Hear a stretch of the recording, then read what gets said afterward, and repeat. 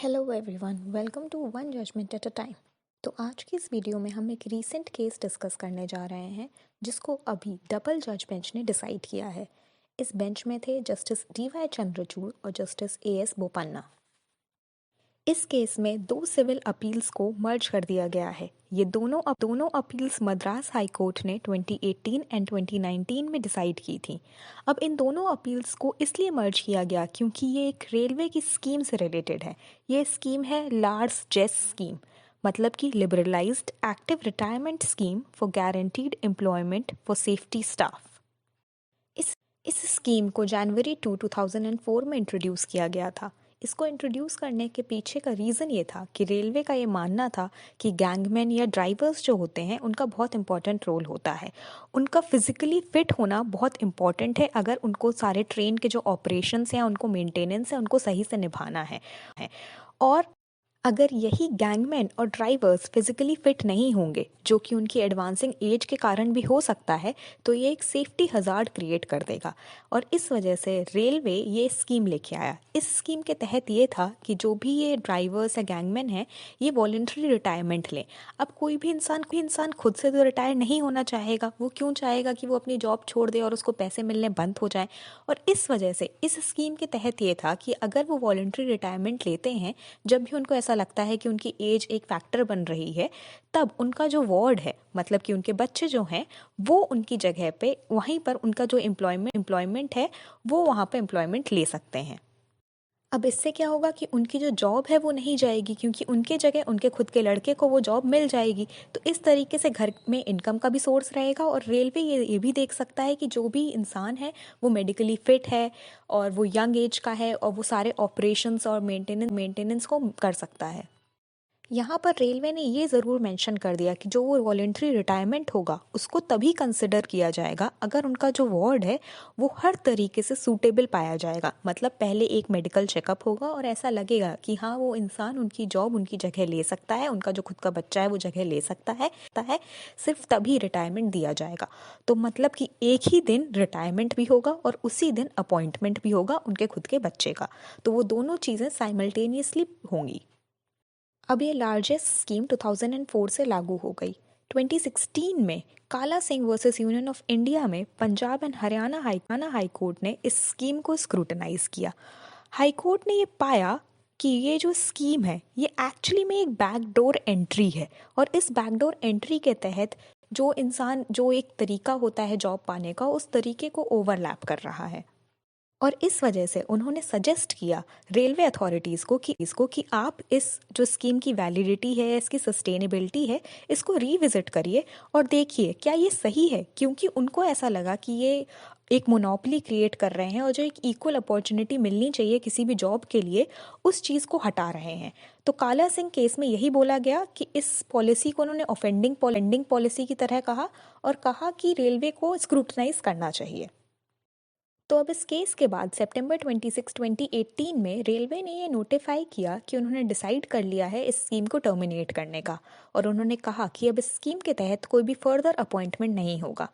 ये ज़रूर क्लैरिफाई कर दिया गया कि अक्टूबर 27, 2017 तक इस स्कीम के तहत जिन भी लोगों ने रिटायर किया है, उन सब का जो भी रिटायरमेंट था और लोगों का अपॉइंटमेंट था उनकी जगह पे, वो सब वैलिड रहेगा। लेकिन हाँ, अक्टूबर 27, 2017 के बाद का कुछ भी जो भी स्कीम के तहत किसी का भी रिटायरमेंट या अपॉइंटमेंट हुआ है तो वो वैलिड नहीं होगा। इसी नोटिफिकेशन के 2 दिन बाद 28 सितंबर 2018 को रेलवेज ने एक और नोटिफिकेशन निकाली और जिसमें उन्होंने ये कहा कि अगर ऐसे कोई भी सिचुएशन है जहां पे इंसान रिटायर कर चुका है अक्टूबर 27 के पहले, लेकिन उसका जो भी वार्ड है उसका अपॉइंटमेंट नहीं हुआ है किसी भी कारणवश, तो उनको किया जा सकता है, लेकिन एक कॉम्पिटेंट अथॉरिटी से अप्रूवल के बाद। तो ये थी पूरी हिस्ट्री लार्जेस्ट स्कीम की और किस तरीके से काला सिंह केस ने इस स्कीम का टर्मिनेशन के लिए एक पाथ ले डाउन किया। अब आते हैं हम अपने करंट 2 केसेस पे। तो पहली अपील जो थी उसका नाम है the chief personnel officer and others versus A Nishant George और दूसरी अपील थी the journal manager versus P Balamurugan. अब इवन दो इन दोनों अपील्स के फैक्ट्स अलग हैं, लेकिन इन दोनों ही केसेस में इश्यूज सिमिलर हैं। तो हमारे पहले केस निशांत जॉर्ज के केस में फैक्ट्स ये हैं कि जो रिस्पोंडेंट है उनके फादर एक सीनियर ट्रॉली मैन की तरह काम करते थे। अब उन्होंने वॉलंटरी रिटायरमेंट के लिए ऑप्ट किया इस स्कीम के तहत सितंबर 29, 2011 में।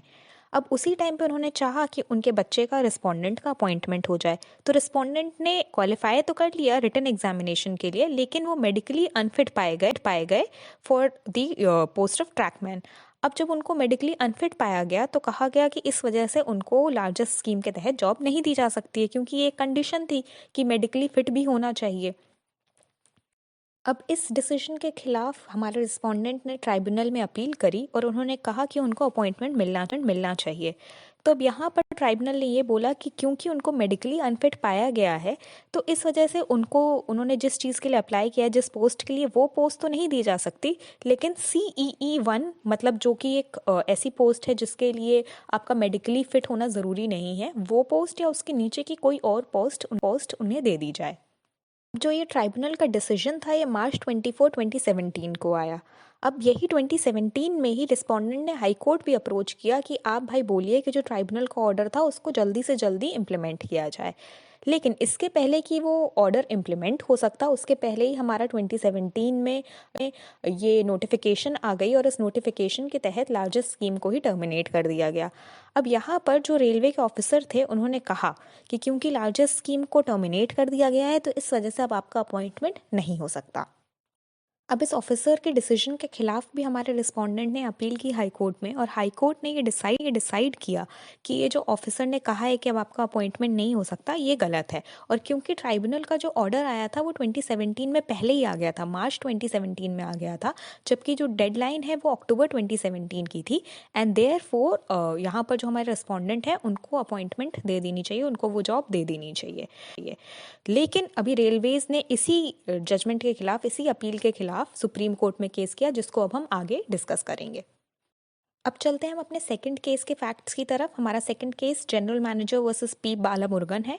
यहाँ पर रिस्पोंडेंट के जो फादर थे वो भी एक सीनियर ट्रैकमैन थे और उन्होंने वॉलंटरी रिटायरमेंट किया लार्जेस्ट स्कीम के तहत दिसंबर 2010 में।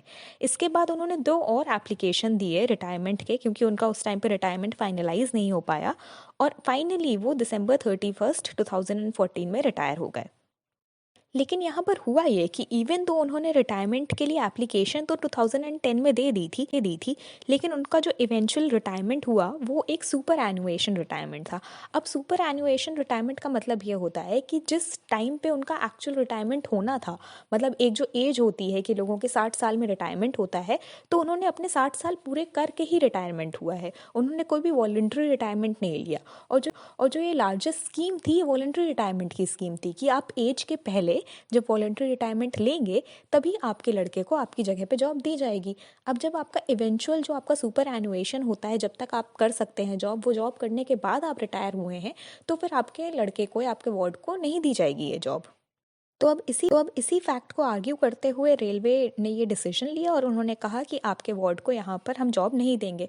इसके खिलाफ रिस्पोंडेंट गए हाई कोर्ट, और हाई कोर्ट ने बोला क्योंकि जो भी ये सुपर एनुएशन हुआ था या जिस भी तरीके से रिटायरमेंट हुआ था, ये रिटायरमेंट तो आपका 2014 में ही हो गया, और 2017 में जाके ये आपकी नोटिफिकेशन आई थी कि आप इस स्कीम को हटा रहे हो, तो देयरफॉर यहाँ पर भी आपको जॉब देनी चाहिए इंसान को, रिस्पोंडेंट को। अब इसके खिलाफ भी रेलवेज ने यहाँ पर सुप्रीम कोर्ट में केस किया, तो सुप्रीम कोर्ट ने इन दोनों ही केसेस को क्लब कर लिया, क्योंकि दोनों में ही मेन इशू ये है कि क्या ये दोनों केसेस, जो ये 2017 की जो हमारा वो नोटिफिकेशन आई थी कि अगर कोई किसी का भी अपॉइंटमेंट नहीं हो पाया है और रिटायरमेंट अगर 2017 के पहले हो गया है, तो क्या इन दोनों ही रिस्पोंडेंट्स को अपॉइंट किया जाना चाहिए या नहीं किया जाना चाहिए। तो अब डबल जज बेंच ने 28 सितंबर 2018 की नोटिफिकेशन को स्क्रूटनाइज किया और उनको ये रियलाइज हुआ कि इस नोटिफिकेशन में ये लिखा हुआ है कि in spite of termination of the largest scheme, कि इवन दो हम इस लार्जेस्ट स्कीम को टर्मिनेट कर रहे हैं, लेकिन इनके अंदर के जो अपॉइंटमेंट होंगे, स्कीम के तहत के जो अपॉइंटमेंट होंगे, वो तभी हो सकते हैं अगर पहला जो स्टाफ है उसने वॉलंटरी रिटायरमेंट लिया हो और वो नेचुरली सुपर एनुएटेड नहीं हुआ हो, कब 27 अक्टूबर 2017 के पहले, और दूसरा उनका जो भी अपॉइंटमेंट है वो सिर्फ इस वजह से नहीं अपॉइंट किया जा सका हो क्योंकि कुछ फॉर्मेलिटीज रिमेन रह गई थी। तो मतलब इंसान ने अपने आप से वॉलंटरी रिटायरमेंट लिया 2017 के पहले, 27 अक्टूबर 2017 के पहले, और जस्ट बिकॉज कुछ फॉर्मेलिटीज़ रह गई थी इस वजह से उनके वार्ड को उनकी जगह पर अपॉइंट नहीं किया गया। सिर्फ तभी 2017 मतलब जो ये नोटिफिकेशन आई है 2018 में, उसके बाद उसको अपॉइंट किया जाएगा, अदरवाइज उसको अपॉइंट नहीं किया जाएगा। इसके साथ ही कोर्ट ने 2021 का judgment Manjeet versus union of India भी रेफर किया। इस केस में कोर्ट ने ये कहा था कि जो भी एक ग्रांट ऑफ रिलीफ जो हम पिटिशनर्स को देते हैं, ये एक सिर्फ बैकडोर एंट्री की तरह है। दूसरी चीज़ उन्होंने ये कही कि यूनियन ऑफ इंडिया ने इस स्कीम को जो टर्मिनेट किया है बहुत सही डिसीजन है। और तीसरी चीज़ ये कही कि यहाँ पर कोई भी लेजिटिमेट एक्सपेक्टेशन नहीं है, ना ही कोई वेस्टेड राइट है। जो ये स्कीम आई थी ये रेलवेज़ ने अपने फ़ायदे के लिए की थी। वो चाहते थे कि फिजिकली फिट इन यंग लोग जॉब करें, ना कि जो भी इंसान जो ओल्ड एज की वजह से उतना फिट नहीं है वो जॉब ना करे। तो यहाँ पर कोई भी एक वेस्टेड राइट क्रिएट नहीं हो रहा है इस स्कीम के तहत कि इंसान हक जता के कह सके कि नहीं, आपको ये मुझे अपॉइंटमेंट देना ही पड़ेगा। तो गवर्नमेंट अपने हिसाब से स्कीम को लाई थी, वो अपने हिसाब से इस स्कीम को हटा सकती है। देयरफॉर इस केस पे रिलाय करते हुए सुप्रीम कोर्ट ने यही ले डाउन किया कि जो 2018 की नोटिफिकेशन आई थी उसको एज इट इज़ हमें इम्प्लीमेंट करना चाहिए। और पहले केस में जैसा कि हमने देखा कि इंसान मेडिकली अनफिट था, तो ट्राइब्यूनल ने कह दिया कि उसको कोई दूसरी जॉब दे दो, वो एकदम गलत है। कोर्ट ने कहा कि जो ये स्कीम आई थी ये सिर्फ उन्हीं जॉब्स के लिए आई थी जिस जॉब पे उनके रिस्पेक्टिव फादर्स थे। फादर जब जॉब छोड़ रहे थे तो उनका वार्ड उन्हीं जॉब पे आ रहा था। तो इस वजह से उसको उसके नीचे की कोई भी जॉब, जैसे ट्राइब्यूनल ने बोला, ये नहीं दिया जा सकता है। वो स्कीम के जो भी ऑब्जेक्टिव्स थे उसके खिलाफ जाएगा। तो इस वजह से पहले रिस्पोंडेंट को अपॉइंटमेंट नहीं दिया जा सकता। अब दूसरे केस पे कोर्ट ने ये बोला कि इवन दो उन्होंने रिटायरमेंट 2017 के पहले ले लिया था और उन्होंने जो रिटायरमेंट की एप्लीकेशन थी वो 2010 में दे दी थी, लेकिन जो रिटायरमेंट हुआ वो उनका सुपर एनुएशन था। मतलब कि उन्होंने एक्चुअल में अपना पूरा जितना भी जॉब का टाइम था वो जॉब का टाइम करके और फिर रिटायर हुए। उन्होंने कोई भी यहाँ पर वॉलेंट्री रिटायरमेंट उनका नहीं हुआ है। अगर उनका रिटायरमेंट वॉलेंट्री रिटायरमेंट होता, उनके सुपर एनुएशन के डेट के पहले होता, तो उनके लड़के का अपॉइंटमेंट हो सकता था। लेकिन यहाँ पर वॉलेंट्री रिटायरमेंट नहीं बल्कि सुपर एनुएशन था, और इस वजह से ये स्कीम वहाँ भी अप्लाई नहीं होगी। तो फाइनली सुप्रीम कोर्ट ने दोनों ही अपील्स में हाई कोर्ट के डिसीजन को ओवर रूल किया। कोर्ट ने कहा कि ये जो रेलवेज़ की लार्जेस्ट स्कीम थी, इस स्कीम को हटाने का रेलवेज़ का जो डिसीजन था वो काफ़ी ही एप्ट डिसीजन था, जो कि उन्होंने काला Singh versus union of India case के बेसिस पे लिया। कोर्ट ने कहा कि ये स्कीम एक बहुत ही बैकडोर एंट्री की तरह साबित हो रही थी, जैसा कि दोनों ही केसेस में रीइटरेट किया गया, और ये हमारी इक्वल अपॉर्चुनिटी जो कि पब्लिक एम्प्लॉयमेंट के मैटर्स में बहुत इम्पेरेटिव है उसके खिलाफ जा रही थी।